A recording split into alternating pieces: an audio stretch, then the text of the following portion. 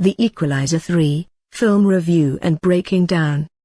In Sicily, an Italian drug lord and his child pull up in a jeep to a secluded villa.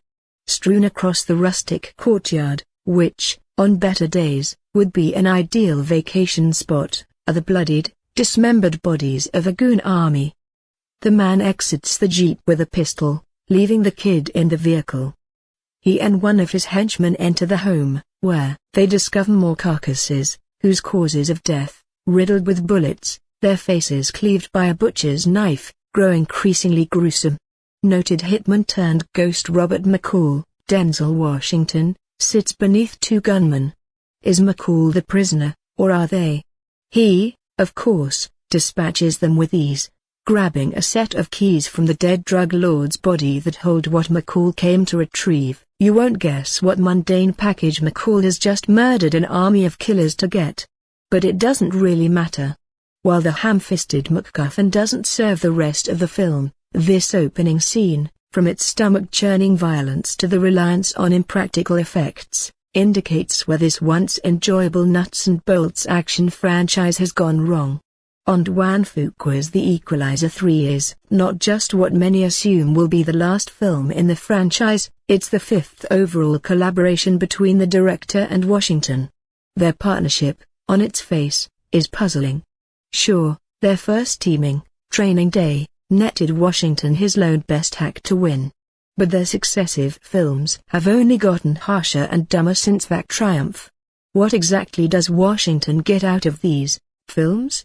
It's a relationship that often recalls the run Anthony Mann and Jimmy Stewart experienced in their 8 pictures together, though, to be sure. Fuqua Washington has mined far poorer thematic treasures, when Stewart left his prestige perch, his good guy image, and all shucks mannerisms to explore darker stories in Mann's freeing westerns.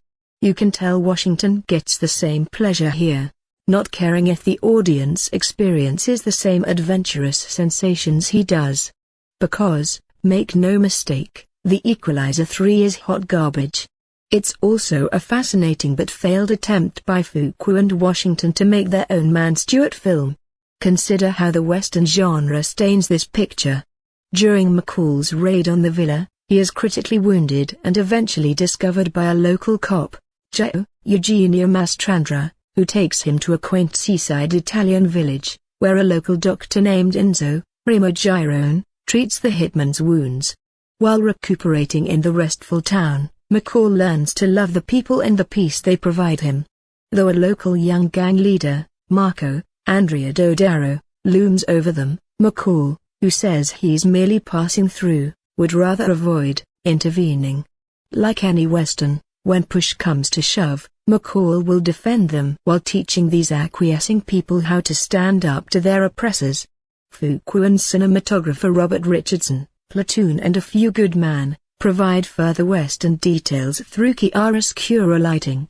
Washington's silhouette spells danger, while his weary frame expresses a close relationship to death. Richardson also captures the actor from extreme low angles, a la John Ford, painting heroic compositions. The problem, however, is they've made McCall so vicious we're not quite sure if we should be rooting for him to kill. While it makes sense for the character to show greater brutality, after all, in the first Equalizer, he was once a calm man idling in retirement, now he's a man fully bathed in blood and guts again. Even Washington can't fully pull across that through line, especially when the script is so weak. Take the primary subplot, which sees Dakota Fanning re-teaming with Washington.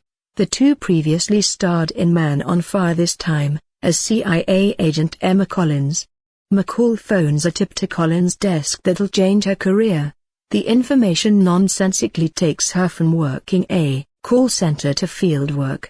Her arc, nevertheless, is flat out bad. She never proves herself to be a capable agent, and her case, involving an Italian drug ring, barely connects to McCall's stay in the village. Fanning appears overmatched in the few scenes the pair occupy together as she unsuccessfully attempts to channel Jessica Chastain's turn in Zero Dark 30.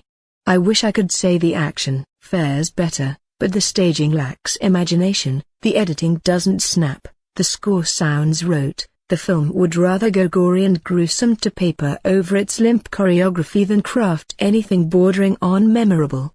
The film's only saving grace is how much fun Washington appears to be having. He makes some surprising decisions that initially feel like outtakes because of how random they are. Is he still playing McCall as the grieving widower, or does he want to push this character further toward a psychopathic territory? It's become old hat, and kind of lazy, to compare every contemporary action film to John Wick, but this franchise, which launched the same year as the first John Wick, struggles to evolve like Keanu Reeves' films did. This trilogy has no emotional core, no narrative continuum, no pleasure with the genre it calls home.